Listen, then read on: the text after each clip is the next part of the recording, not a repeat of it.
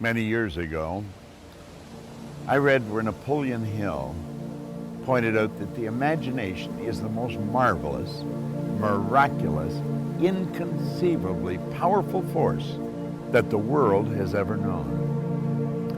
And you know, the average individual uses the imagination, if they use it at all, against themselves.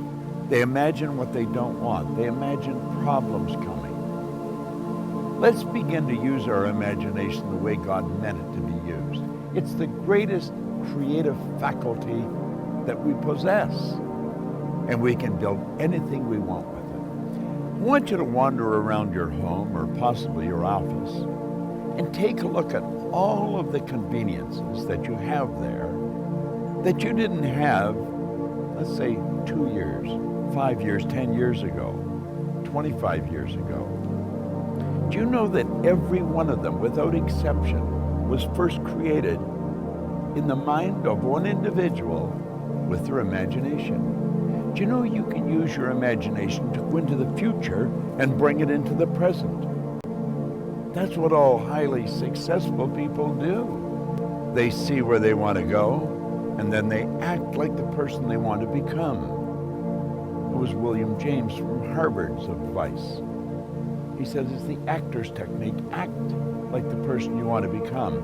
How do you do that? Well, you use your imagination, of course.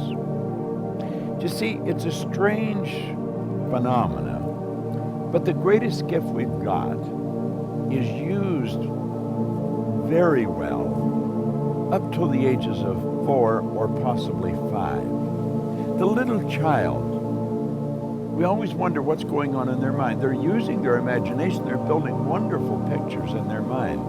But then they get to school, and wham, like that, it comes to an abrupt halt. It's called not paying attention. Daydreaming.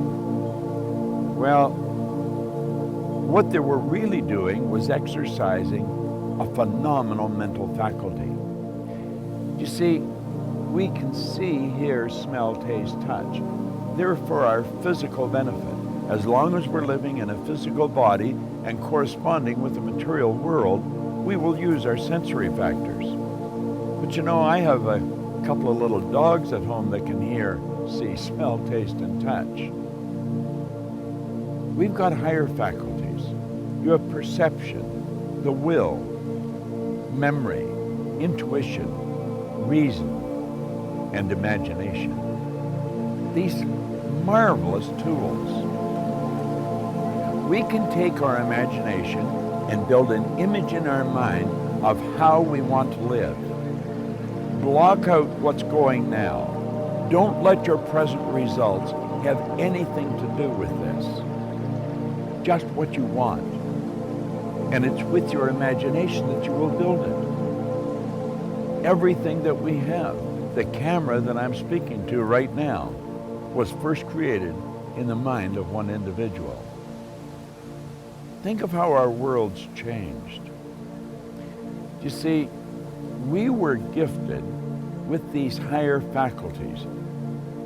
We're God's highest form of creation. We were created in God's image. We were given creative faculties to use. And you know, they're only used by 2 or 3% of the population. It's almost inconceivable that people would wander around with so much power and potential and squander it. See, the average person literally tiptoes through life, hoping they make it safely to death. It's such a shame, and it doesn't have to be that way.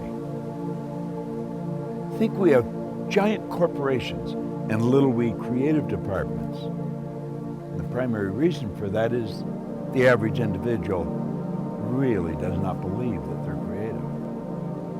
Now think. Everyone's creative, and no one is more creative than another. It's just that some have chosen to use their creative faculties to a greater degree than others. Imagination, your imagination. What do you want? How do you really want to live? Build the picture in your mind. There's a power that is flowing to and through you.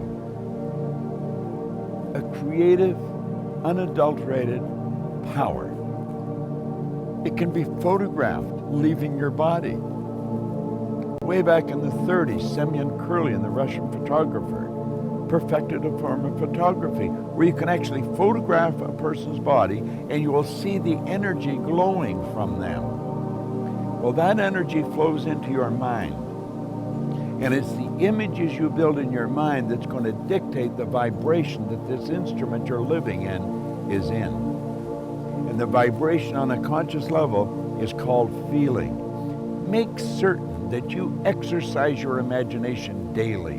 Build beautiful images in your mind of how you want to live, and then hold those pictures there and live that way. The imagination, the greatest nation in the world, the imagination. You've got one. It's a marvelous creative tool. It deals with the invisible side of your personality. You see, no one will ever really see you. They'll only see your body, and they'll see you the great work that you do. Make certain that your work is great work. And if you keep your imagination alive, keep it active, you're going to have a phenomenal life.